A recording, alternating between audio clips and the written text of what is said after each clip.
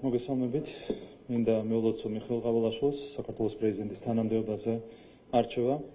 მე დარწმუნებული ვარ, რომ მიხეილ ყაბულაშვილის არჩევა ამ მნიშვნელოვან თანამდებობაზე ძალიან მნიშვნელოვან წვლილს შეიტანს საქართველოს სახელმწიფოებრიობის განმტკიცებაში და ჩვენი სუვერენიტეტის განმტკიცებაში, ასევე ქვეყანაში რადიკალიზმის შემცირებაში და აგრესიული პოლარიზაციის შემცირებაში. კიდევ ერთხელ მინდა აღვნიშნო, რაც არაერთხელ მithქვა, სულ წელიწადზე მეტია საქართველოს არყოლია პატრიოტი და ფსიქიკურად და ფსიქოლოგიურად გაწონასწორებული პრეზიდენტი. ამ კუთხით მიხეილ ყაბულაშვილის პრეზიდენტობა იქნება გარდამტეხი ცვლილება ჩვენი ქვეყნისთვის. პრეზიდენტის ინსტიტუტის მთავარი მისია არის ზრუნვა ქვეყნის გაერთიანებაზე, საზოგადოების გაერთიანებაზე და თქვენ იცით, რომ ამ წლების განმავლობაში კონკრეტული ძალები, გარე ძალები პირველ რიგში პრეზიდენტის ინსტიტუტს სწორედ რომ საზოგადოების გასახლეჩად იყენებდნენ. ასევე პრეზიდენტის ინსტიტუტი გამოიყენებოდა იმისათვის, რომ დაესუსტებინათ ხელოვნურად ჩვენი კონსტიტუციური წესრიგი, ამისათვის სისტემატურად და სისტემურად ირღვეოდა სწორედ პრეზიდენტის გამოყენებით საქართველოს კონსტიტუცია, რასაც გარე ძალები პირდაპირ უჭერდნენ მხარს. მიხეილ ყაბულაშვილის პრეზიდენტობის პირობებში პრეზიდენტის ინსტიტუტს დაუბრუნდება თავისი კონსტიტუციური მისია და დაუბრუნდება თავისი ღირსება. მე მინდა წარმატებები უსურვო მიხეილ ყაბულაშვილის საქართველოს პრეზიდენტის თანამდებობაზე. ყველა ხედავდით, რომ ამ არჩევნებმა ჩაიარა 500 კაციანი პროტესტის ფონზე.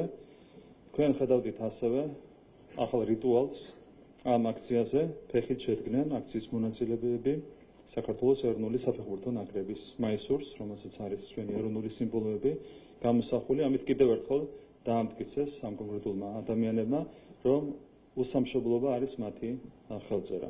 გუშინ ასევე იგივე ადამიანებმა დაამტკიცეს, რომ უღმერთობაც არის მათი ხელწერა. ეს არის ლიბერალური ფაშიზმის სახე.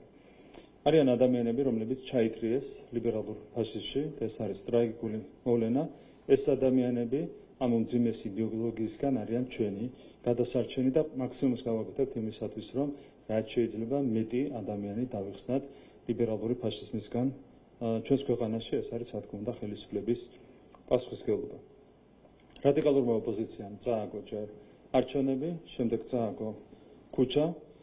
თქვენ იცით, რომ არის 4 პარტია, რომელიც სარგებლობს გარედან საკმაოდ სერიოზული მხარდაჭერით, არის 10-ზე მეტი ყველაზე მდიდარი NGO და ისინი ყველანი ერთად 4 პარტია და 10-ზე მეტი მდიდარი NGO ერთად ვერ უყრიან 2000 კაცსაც კი თავს ბოლო დღეების განმავლობაში აქციებზე.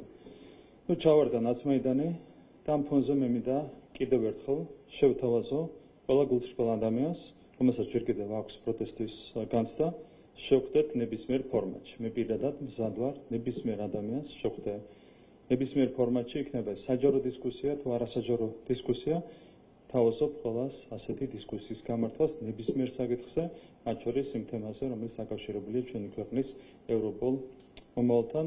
ჩვენი წინადადება რჩება ძალაში და იმედი მაქვს, ახლა მაინც გაბედავენ კონკრეტული ადამიანები და მიიღებენ ამ წინადადებას საჯარო თუ არასაჯარო დისკუსიის თაობაზე. კიდევ ერთხელ ულოცავ მიხეილ ყაბულაშვილის პრეზიდენტის თანამდებობაზე არჩევას, ულოცავ 1,100,000-ზე მეტ ამომრჩეველს, სწორედ მათი მანდატის წყალობით შევძელით ჩვენ არჩევნებში ხარი დაგვიჭირა მიხეილ ყაბულაშვილისთვის და სწორედ ამ მხარდაჭერის დამსახურება, მისი გამარჯვება პრეზიდენტის თანამდებობაზე, თუმცა არა მარტო ჩვენ ამომრჩეველს, მთლიანად ქართულ საზოგადოებას ულოცავ საქართველოს პრეზიდენტის არჩევას. კიდევ ერთხელ ვიტყვი, რომ მიხეილ ყაბულაშვილის საქმიანობა, მოღვაწეობა საქართველოს პრეზიდენტის თანამდებობაზე ვფიქრობ, რომ მნიშვნელოვნად ხელშეუწყობს ჩვენი სუვერენიტეტის განმტკიცებას, ჩვენი დამოუკიდებლობის განმტკიცებას და ჩვენს ქვეყანაში რადიკალიზმის და აგრესიული პოლარიზაციის შემცირებას. მოგესალმებით ტელეკომპანია იმედი ნინი მაისურაძე. სალომე ზურაბიშვილმა დაწერა ცოტა ხნის წინ სოციალურ ქსელში, რომ არავინ არ აურჩევია და ვაგრძელებ ჩემს საქმიანობას. ფაქტობრივად ხედავთ, რომ არ აღიარებს მიხეილ ყაბულაშვილის თქვა პრეზიდენტად არჩევას და არ აპირებს ორბელიანების სასახლის დატოვებას. აი რას უნდა ველოდოთ მისგან ამ განცხადებების და ამ პოზიციის ფონზე? ამ ადამიანს აქვს მძიმე ფსიქოლოგიური მდგომარეობა. უკვე პირდაპირ გაგებით 2 პარასკევი დარჩა გამოდონ სალომე ზურაბიშვილს ზუსტად 2 კვირაში ტარდება საქართველოს პრეზიდენტის ინაუგურაცია და სალომე ზურაბიშვილის მოუწევს თანამდებობის დატოვება. გამომდინარე იქიდან, რომ ჩვენ გვიწევდა მასთან ოპონირება, განსხვავებული ტიპის განცხადებები გეთდებოდა, ობიექტური შეფასებები მასთან დაკავშირებით. ახლა მე მინდა სხვა რეჟიმში გითხრათ ერთი რამ, ეს არის უბრალოდ ტრაგიკული პიროვნება.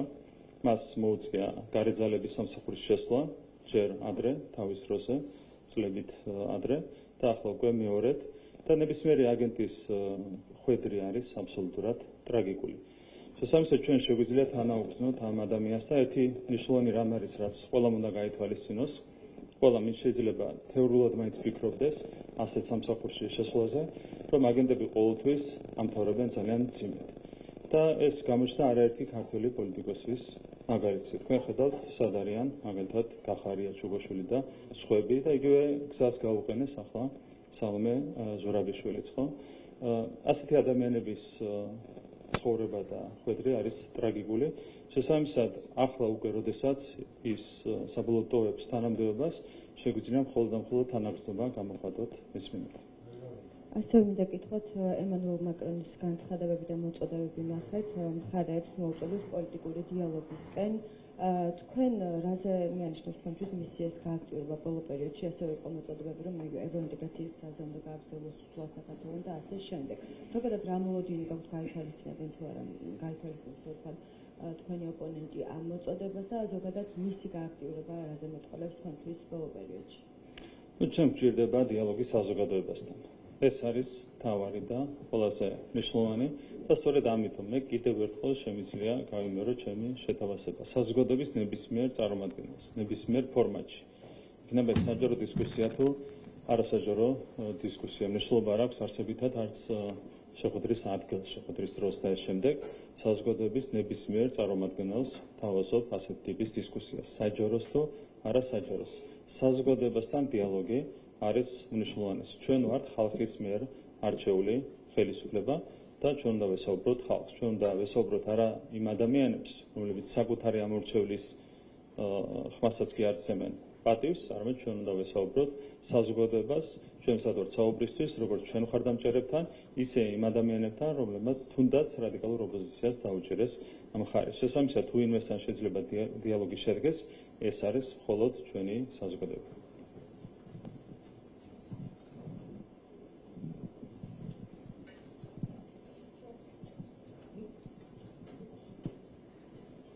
My name is Junko Noda from Japanese Public TV NHK.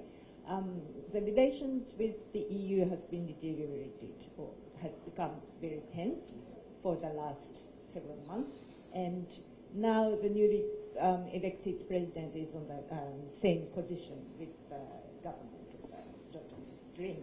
And I want to ask you, what relations do you really want to make with the EU? Are you ready to make any compromise to improve the relationship? And also, are you going towards Russia? That's my question. Okay, so I will respond in Georgian so that everybody understands my response. ამ კითხვასთან დაკავშირებით რაც შეეხება ჩვენ საგარეო პოლიტიკურ კურსს, ყველაფერი არის დღესავით ნათელი. ჩვენი საგარეო პოლიტიკური პრიორიტეტები არის კარგად განსაზღვრული, მათ შორის კონსტიტუციის დონეზე და ჩვენი მიზანი არის, რა თქმა უნდა, ევროკავშირში ინტეგრაცია. ამისთვის გაკეთდება ბუნებრივია ყველაფერი. ერთადერთი, რაც არ შეიძლება იყოს კომპრომისის საგანი, არის ჩვენი სუვერენიტეტი, ჩვენი დამოუკიდებლობა, ჩვენი ტერიტორიული მთლიანობა. ყველაფერი დანარჩენი არის, რა თქმა უნდა, განხილვის თემა. ჩვენ გვაქვს წითელი ხაზები, მაგრამ ამასთან ერთად მზად ვართ გავაკეთოთ ყველაფერი იმისათვის, რომ საბოლოო ჯამში საქართველოს გახდეს ევროკავშირის წევრი ქვეყანა. ეს არის ახლად არჩეული პრეზიდენტის ბატონი მიხეილ ყავალაშვილის პოზიციაც. კიდევ ერთხელ ყველაფერი გაკეთდება იმისათვის, რომ ჩვენ საბოლოოდ გავხდეთ ევროკავშირის წევრი ქვეყანა. 2030 წლისთვის ვფიქრობთ, რომ აბსოლუტურად რეალურია საქართველოს ევროკავშირში გაწევრიანება. თქვენ ისაუბრეთ, მაგრამ კიდევ მინდა გკითხოთ, ლიბერალური ფაშიზმის მორიგი განვლენა ვნახეთ დღეს, როგორც თქვენ თქვით, პარლამენტთან დაწვეს ნაკრების მაისური, რომელიც გემზეც გამოსახული არის წმინდა გიორგი და ჯვარი და ეს არ არის პირველი შემთხვევა, როდესაც ვხედავთ რელიგიური სიწმინდეების მიზანმიმართულად დაზიანებას, ხო?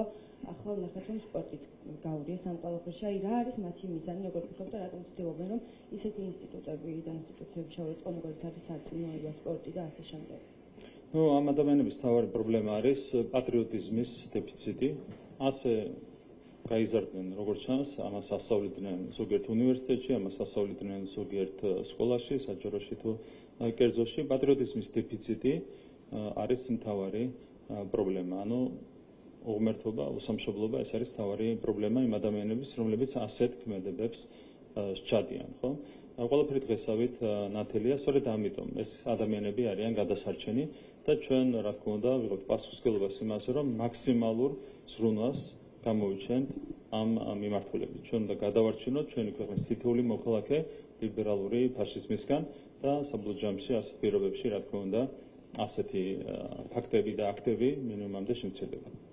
დღეს ასევე აქციის მონაწილეობა დააბრუნეს დედა, რომელიც მცირეწლოვან შვილთან ერთად იმყოფებოდა. ეს ფაქტი რაზე მიანიშნებს თქვენთვის, როდესაც უკვე აღარ არსებობს სხვა რითქად არანაირი ადამიანური მოვალეობა და ასე შემდეგ. ხო, ესეც არის ლიბერალური ფაშიზმი.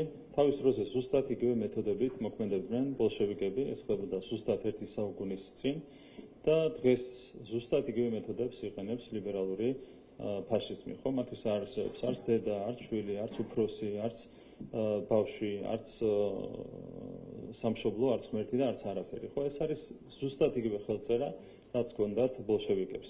თავის დროზე ბოლშევიკებმა გაიმარჯვეს ჩვენს ქვეყანაში, ახლა ლიბერალურ ფაშიზმს არ აქვს არავითარი გამარჯვების შანსი. მაგრამ ჩვენ გვაქვს, რა თქმა უნდა, ძალიან მნიშვნელოვანი ეროვნული მისია, რომ არამხოლოდ არ გავამარჯვებინოთ ლიბერალურ ფაშიზმს საქართველოში, არამედ საბოლოოდ დავასრულოთ ლიბერალური ფაშიზმი ჩვენს ქვეყანაში. და ამისათვის ერთ-ერთი მთავარი ფაქტორი არის იმ პოლიტიკური პარტიების დასრულება, რომლებიც არიან საქართველოში ლიბერალური ფაშიზმის მთავარი გამავრცელებლები. ეს არის ეს 4 ცნობილი პარტია, ესენი არიან მდიდარი NGO-ები, ისინი ახორციელებენ საქართველოში ლიბერალური ფაშიზმის პროპაგანდას, იმ უმსგავსობის პროპაგანდას, რასაც ჩვენ ვხედავთ მათ შორის თბილისის ქუჩებში. ეს ყველაფერი აუცილებლად უნდა დასრულდეს და ვიღებთ პასუხისმგებლობას იმაზე, რომ მაქსიმუმს გავაკეთებთ ამისათვის.